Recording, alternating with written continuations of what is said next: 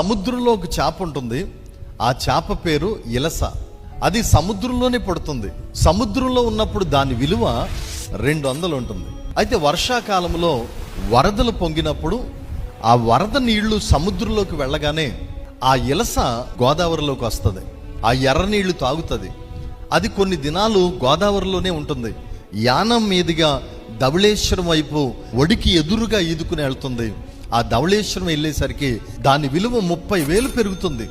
ఎందుకంటే ఎప్పుడైతే ఎర్ర నీళ్లు తాగుతుందో, ఆ గోదావరిలో నివసిస్తుందో, దాని రంగు మారుతుంది, దాని రుచి మారుతుంది, దాని విలువ కూడా మారిపోతుంది.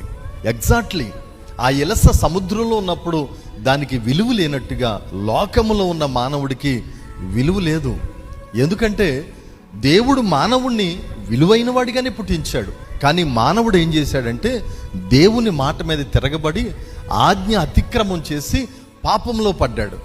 దేవుని మహిమను పోగొట్టుకున్నాడు, విలువను పోగొట్టుకున్నాడు.